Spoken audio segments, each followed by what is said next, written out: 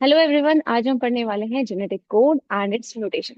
So first thing we will be studying कि हमें genetic code की जरूरत क्या थी, दूसरी चीज ये होता क्या है, एंड थर्ड इसमें कैसी म्यूटेशंस होती है, उससे क्या इफेक्ट पड़ता है। So let's get started. तो फर्स्ट लेट्स सी कि जेनेटिक कोड की जरूरत क्या थी। तो अभी तक जो हमने रेप्लिकेशन और ट्रांसक्रिप्शन वाले प्रोसेसेस पढ़े, तो इफ यू रिमेम्बर कि जो रेप्लिकेशन है, इन रेप्लिकेशन डीएनए से डीएनए बनता है। ठीक है, that is an easy process, just copying the information of DNA into another strand, और दोनों के पास सेम बेसिस होते हैं, ATGC and ATGC. So it is not that different और difficult to do the DNA replication, क्योंकि दोनों के पास सेम बेसिस है। नेक्स्ट इज ट्रांसक्रिप्शन, ये भी करा है। अब ट्रांसक्रिप्शन में क्या हुआ है कि डीएनए की जो इंफॉर्मेशन है it get copied copied into mRNA. DNA से एमआरएनए में इंफॉर्मेशन गई है। अब इसमें भी इतनी मुश्किल नहीं थी, क्यों? क्योंकि डीएनए में एटीजीसी है, नाइट्रोजनस बेसिस है। एमआरएनए भी नाइट्रोजनस बेसिस से बना है, बस एक ही जो डिफरेंस, दैट इज एयूजीसी, मतलब टी की जगह यू है, अदरवाइज इट इज सेम। तो again there is no difficulty कि ट्रांसक्रिप्शन में भी दोनों में बेसिस है डीएनए और आरएनए में, और एप्लीकेशन में है तो डीएनए से डीएनए है, तो इट वाज इजी। पर जो नेक्स्ट प्रोसेस है हमारा, दैट इज ट्रांसलेशन। अब ट्रांसलेशन में क्या हो रहा है, एमआरएनए से प्रोटीन बन रहा है। अब यहाँ पर तो थे साइंटिस्ट, दे गेट कंफ्यूज। अब वो कंफ्यूज कैसे हुए? एमआरएनए किससे बना है? It is made up of nitrogenous bases which is AUGC, इनसे बना हुआ। whereas protein it is made up of amino acid. तो नाउ दे आर कंफ्यूज कि how these nitrogenous bases they get converted और they get transform into amino acid, कि वो amino acids कैसे बनेंगे। And we know that there are total 20 amino acid, total 20 amino acids है, और चार basis है। तो यहाँ से क्या हुआ, they started doing the research and permutation combination, क्योंकि जब भी कोई एक्सपेरिमेंट होता है तो हमेशा ये परम्यूटेशन कॉम्बिनेशंस लगाते हैं, एंड उसके बाद हम रिजल्ट देखते हैं कि ये सही है या गलत है। तो अब हमारे पास क्या था कि साइंटिस्ट के पास there were 20 amino acids which were making the proteins inside our body, and we in mRNA there are four bases only, that is A, U, G, C. So after doing all the permutation and combination, what they carried out is, उन्होंने बाद में क्या conclusion निकाला कि इन्हीं चार basis को अलग अलग सीक्वेंस में, अलग अलग अरेंजमेंट में लगा के they form different amino acids. मतलब इन्होंने कहा अगर यही चार बेसिस को तीन तीन के ग्रुप में, मतलब इस टाइप में, जैसे कि let's say A U G आया, फिर U U U C C C, A या A U C, whatever the combination, मतलब व्हाट दे से कि हम क्या करेंगे, तीन का कॉम्बिनेशन बनाएंगे, तीन बेसिस का कॉम्बिनेशन बनाएंगे, और ये जो बेसिस है दे कैन रिपीट देमसेल्फ। मतलब इस पोजीशन पे ए यू जी सी कुछ भी आ सकता है, इस पे भी ए यू जी सी कुछ भी आ सकता है, ए यू जी सी यहाँ पर भी कुछ भी आ सकता है। तो मतलब यहाँ पर कॉम्बिनेशन कितने, चार। यहाँ पर भी क्या प्रोबेबिलिटी है, चार। और यहाँ पर भी क्या प्रोबेबिलिटी है, four. So four into four four of 16, 16 four of 64। तो यहाँ से उन्होंने 64 कोडोन्स बनाए, और हर एक कोडोन जो है वो एक एमिनो एसिड डिनोट करता है। सपोज लेट्स एग्जांपल, जो ए यू जी था it was coding for methionine. ठीक है, तो A U G was coding for methionine, ऐसे ही, और जैसे यू यू यू है it was coding for phenyl. ठीक है, अब ऐसे ही क्या हुआ, फिनाइल।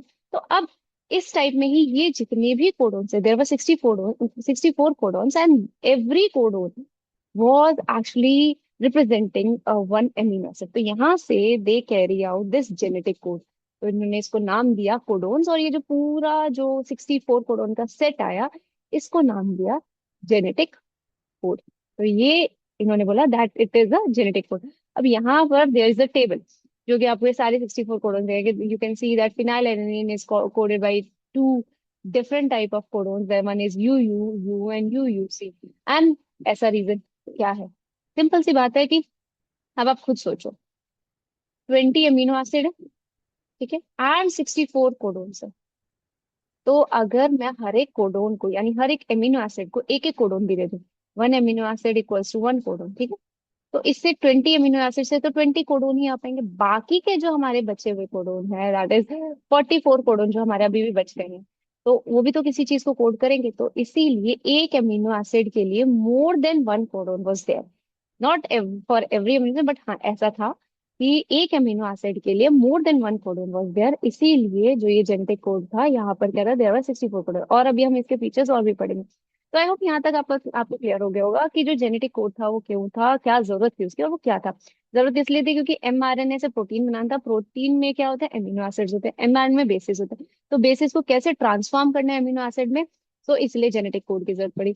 अभी जेनेटिक कोड क्या था, इसके अंदर 64 कोडोन्स थे।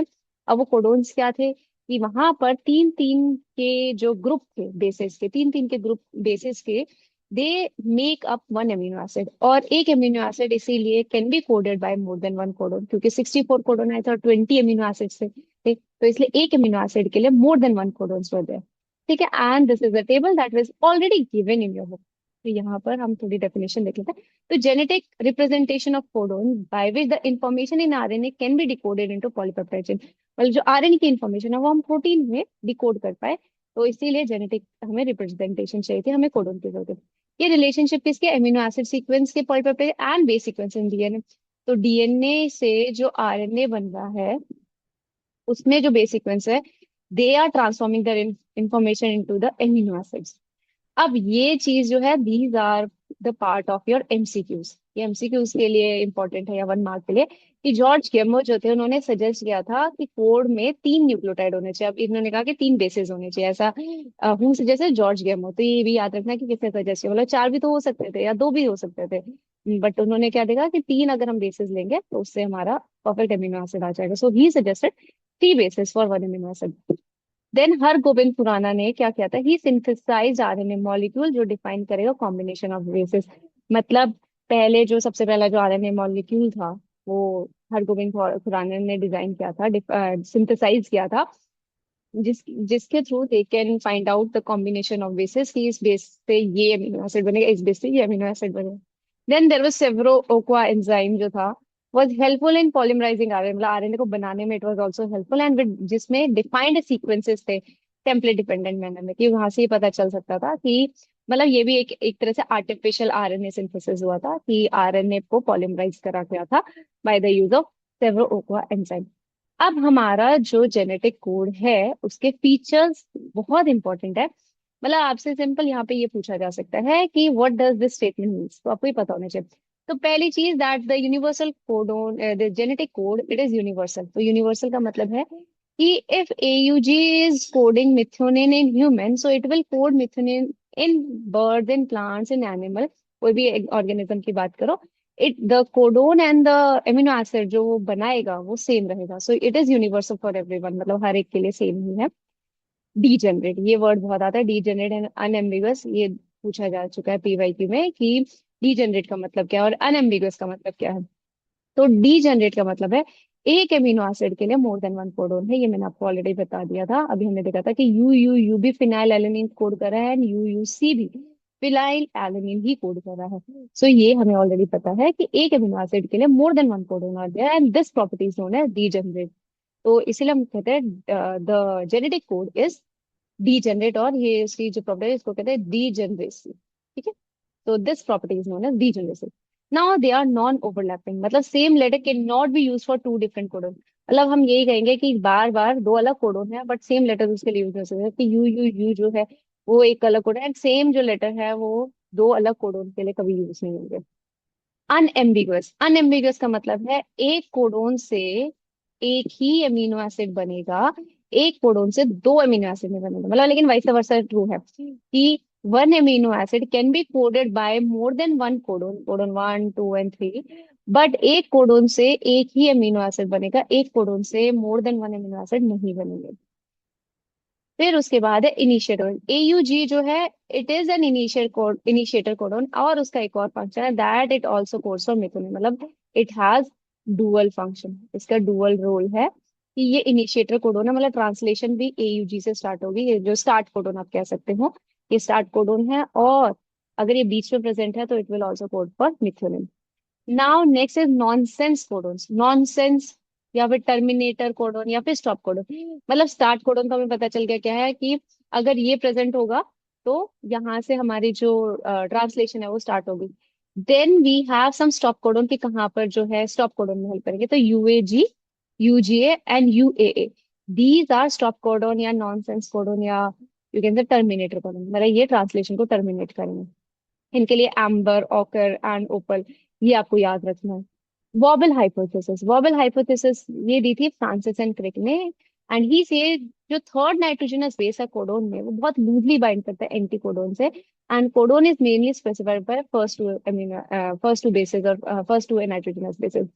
तो इसका मतलब ये है, ये आप एंटी कोडोन के बारे में हम ट्रांसलेशन में पढ़ेंगे कि जो हमारा टीआरएनए होता है उस पे एक एंटी कोडोन लूप होता है, ठीक है। यहाँ पर तो ये एंटी कोडोन लूप जो है हमारे कोडोन के साथ बाइंड करते हैं। तो उसने कहा कि कोडोन में ना जो थर्ड पोजीशन है, जैसे कि AUG है, सो 1 2 3, सो दिस थर्ड पोजीशन, ये जो थर्ड पोजीशन है, ये वाली जो है this is actually it binds loosely, वो बहुत लूजली बाइंड करता है। इसलिए जो फर्स्ट टू कोडोन्स है, फर्स्ट टू बेसिस है, they will specify the codon, वो स्पेसिफाई करते हैं कोडोन को। तो ये वॉबल हाइपोथेसिस जैसे डिस्क्रिप्ट में, और ये क्या होती है आपको पता होना चाहिए।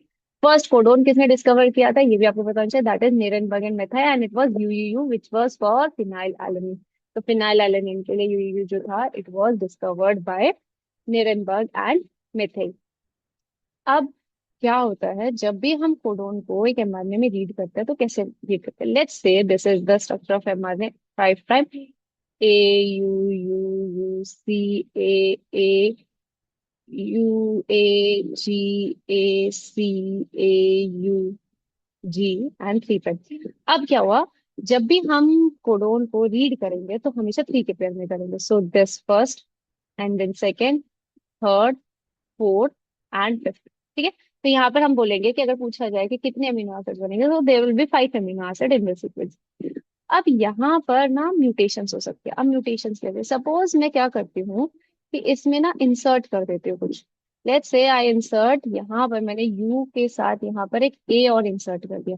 तो नाउ क्या सीक्वेंस मिलेगा, AUU, AUC, AUAG, ACAUG। अब क्या हो जाएगा, AUU सेम है यहाँ से यहाँ तक, then AUC, AAU, AGA, CAU and G।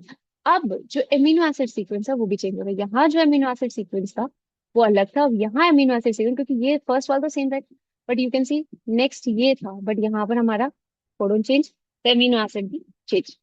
तो ये हो गया इंसर्शन की वजह से। ऐसे ही अगर मैं इस सीक्वेंस में से कोई एक जो है, लेट्स से मैं यहाँ से बीच में से ये यू को गायब कर देती हूँ, लेट्स से अभी डिलीशन, ये तो इंसर्शन हो गया। इंसर्शन की वजह से there is a change in the amino acid sequence.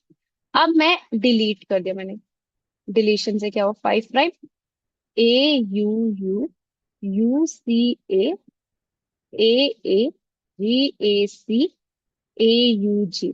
अब 1 2 3 4 एंड लास्ट में ये यूजी अलग बच गया। तो यहाँ अगेन यू कैन से द फर्स्ट वाज AUU, ये तो सेम ही है, UCA that is also same, but जहां पर पॉइंट हमने डिलीट करा है उसके बाद जो है, पहले क्या था, यहाँ पर हमने क्या, A I guess it was U था, आई हाँ, इट वाज यू। तो मैंने यहाँ से यू को डिलीट करा है। तो ये जो सीक्वेंस था, जहाँ पे डिलीशन हुआ, डिलीशन के बाद पूरा अमीनो एसिड सीक्वेंस चेंज हो जाएगा। जहां हमने इंसर्शन किया, इंसर्शन के बाद सारा अमीनो एसिड सीक्वेंस चेंज, जहां हमने डिलीट किया है वहां से डिलीट के आगे सारा amino acid sequence change. Amino acid sequence change means protein भी चेंज हो जाएगा पूरा का पूरा। तो इंसर्शन और डिलीशन को इसीलिए हम कहते हैं they are frameshift mutation, they are known as frame shift mutation. Why? Because they are changing the complete reading frame of the amino acid. The amino acid का पूरा reading frame change and it will eventually produce a different type of protein. And इसलिए हम frame shift mutation को, they are one of the lethal type of mutation and most deadly one, जिसको हम कह सकते हैं dangerous one कह सकते हैं, क्योंकि amino acid sequence change तो प्रोटीन कैसे ही बन सकता है, यूजलेस भी हो सकता है या फिर हार्मफुल भी हो सकता है या न्यूट्रल भी हो सकता है। तो प्रोटीन कुड बी एनीथिंग, तो यहाँ पे हमारा पूरा प्रोटीन ही चेंज हो गया। तो इनको कहते हैं हम फ्रेम शिफ्ट म्यूटेशन, बिकॉज जहाँ the point of insertion and deletion, इनकी वजह से क्या हो सकता है, पूरा का पूरा अमीनो एसिड सीक्वेंस चेंज।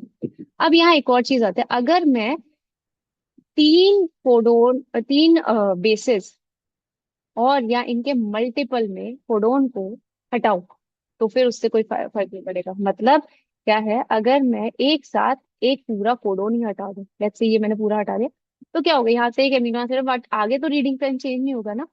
तो अगर एक कोडोन जिसमें मतलब 3 बेसिस है, या फिर उसके मल्टीपल में मैं अगर बेसिस हटाती हूँ, या मल्टीपल में कोडोन हटाती हूँ, या 2 कोडोन हटाती हूँ, यानी 6 बेसिस हटाती हूँ, तो it does not change the reading frame. मतलब बीच में एक अमीनो एसिड गायब होगा, बट आगे रीडिंग फ्रेम सेम रहेगा। So it does not cause that much damage to the protein, उतना ज्यादा डैमेज नहीं होगा जितना हमारा फ्रेम शिफ्ट म्यूटेशन करेगा। उसके बाद एक आती है पॉइंट म्यूटेशन। अब पॉइंट म्यूटेशन क्या होती है, यहाँ पर हम देखते हैं कि तो पॉइंट म्यूटेशन, अब पॉइंट म्यूटेशन क्या होती है, इफ यू रिमेम्बर, अगर सिकल सेल एनीमिया में क्या होता है, सिकल सेल एनीमिया जो डिजीज होती है उसमें क्या होता है, जो आरबीसीज होता है वो सिकल शेप हो जाते हैं, सिकल शेप हो जाते हैं उनके। वाई, वैसे आरबीसी की क्या होते हैं, स्फेरिकल होते हैं, बट उनके यहाँ पे सिकल शेप हो जाते हैं। ऐसा इसलिए होता है बिकॉज बीटा ग्लोबिन चेन, जो हीमोग्लोबिन की बीटा ग्लोबिन चेन होती है, उसमें क्या होता है, एक बेस सब्स्टिट्यूशन हो जाता है। बेस सब्स्टिट्यूशन का मतलब क्या होता है, बेस चेंज हो जाता है। क्या होता है वो, जी ए जी जो कोडोन होता है उसमें जी ए जी की जगह वो जी यू जी में बदल जाता है, मतलब ए की जगह यू आ जाता है। ठीक है, बाय म्यूटेशन और by error in the DNA something. तो ए की बजाय वो जी यू आ जाता है। तो ये जो एमिनो एसिड है विच शुड बी ग्लूटामेट, ये ग्लूटामेट होना चाहिए था, पर ये क्या बन जाता है, ये वैलीन बन जाता है। तो इस टाइप की म्यूटेशन जिसमें क्या हो रहा है कि पूरा जो सीक्वेंस है वो चेंज नहीं हो रहा है, बस एक बेस जो होता है वो सब्स्टिट्यूट होने की वजह से एक एमिनो एसिड चेंज हो जाता है, बट पूरा सीक्वेंस को कोई प्रॉब्लम नहीं होती। This type of mutation is known as point mutation. तो इसमें क्या होता है, सिंगल बेस पेयर चेंज, एक सिंगल बेस पेयर चेंज हो जाता है, मतलब एक सब्स्टिट्यूशन हो जाता है। एंड बेस्ट एग्जांपल है सिकल सेल एनीमिया, जो कि मैंने आपको बता दिया। फ्रेम शिफ्ट म्यूटेशन, इंसर्शन बता दिया। इंसर्ट अगर 1 और 2 बेसिस को हम करेंगे तो पूरा रीडिंग फ्रेम चेंज हो जाएगा। एंड इंसर्शन और डिलीशन ऑफ 3 और इट्स मल्टीपल बेसिस, तो रीडिंग फ्रेम अनऑल्टर्ड रहता है। So these are some of the mutations in genetic code. And I hope आपको जेनेटिक कोड का रीडिंग का समझ आ गया, that it is always continuous method. So it is contiguous fashion में हम कहते हैं, इट इज कंटिगुअस फैशन में हम इसको रीड करते हैं। कंटिगुअस फैशन मीन्स बीच में कोई ब्रेक नहीं होता, दिस उसके बाद this this this, there is no comma, there is no full stop. You just read it in a pair of 3, चाहे उसमें से बीच में डिलीट हो रहा है, इंसर्ट हो रहा है, तो बट लेकिन आपके वो 3 के पेयर कभी भी चेंज नहीं होंगे। You always read it in the pair of 3 3 3 3, in a group of 3 3 3। Next is mutation in genetic code, these are another. अगर नॉनसेंस म्यूटेशन का मतलब है कि म्यूटेशन जो होता है it stops proteins in due to formation of nonsense codon, मतलब क्या होता है, स्टॉप कोडन बन जाता है। कोई म्यूटेशन आई और उसकी वजह से जो नॉर्मल कोडन था वो हमारा स्टॉप कोडन बन गया। Let's say this was U U A, तो यू यू ए में क्या हुआ, ये यू की जगह ए आ गया, तो यू ए, तो ये क्या बन गया, स्टॉप कोडन। तो this type of mutation is nonsense mutation हम बोलते हैं, क्योंकि म्यूटेशन की वजह से वो जो है वो स्टॉप कोडन बन गया। मिस सेंस म्यूटेशन में क्या होता है, म्यूटेशन क्या करते हैं, it change the codon that produces different amino acid, मतलब एमिनो एसिड ही चेंज हो जाएगा, जो कि हमने पढ़ा। अगर जी ए जी से जी यू जी बन रहा है, which is a mutation and a point mutation, तो ये जी ए जी क्या था, ग्लूटामेट बनना चाहिए था, पर हमारा क्या बन गया, वैलीन बन गया। So this is miss sense, मतलब कि एमिनो एसिड ही चेंज हो गया। यू ए जो कि ल्यूसीन था उसकी जगह फिनाइलएलानाइन बन गया, क्योंकि ए की जगह यू आ गया, तो फिनाइलएलानाइन बन गया। तो इनको कहते हैं मिस सेंस, मतलब एमिनो एसिड चेंज होना है। And these are only point mutations. Then same sense मतलब क्या होगा कि even if the base is change but the amino acid जो प्रोड्यूस हो रहा है वो सेम है, क्योंकि अभी हमने पढ़ा एक एमिनो एसिड के लिए मोर देन 1 कोडोन हो सकते हैं। तो ऐसी म्यूटेशन हो जिसकी वजह से स्टिल दोनों में सेम एमिनो एसिड बने, मतलब बेस चेंज होने की वजह से एमिनो एसिड सेम ही बन रहा है, तो उसको कहेंगे सेम सेंस म्यूटेशन। एक साइलेंट म्यूटेशन होता है जिसमें कोडोन चेंज होता है बट एमिनो एसिड में कोई फर्क नहीं पड़ता। तो बिकॉज डीजनरेसी मतलब because one amino acid is coded bye more than 1 codon. तो अगर यू यू ए है जो कि क्या था, ल्यूसीन था, अब उसमें क्या हुआ, यू यू जी, मतलब ये ए की जगह जी आ गया है, and still it is forming leucine, अब भी फिर भी ल्यूसीन ही बन रहा है ना। तो this type of mutations are known as same sense mutation. Although all these mutations are point mutations only, but there are different type of mutations of point mutation. So यहाँ पे हमारा जेनेटिक कोड का topic खत्म होता है, इसी के बाद हम ट्रांसलेशन पढ़ पाएंगे, तभी this needs to be covered first. So that's all for today. If you like this video, like, share, and subscribe, and keep reading and keep learning. Thank you.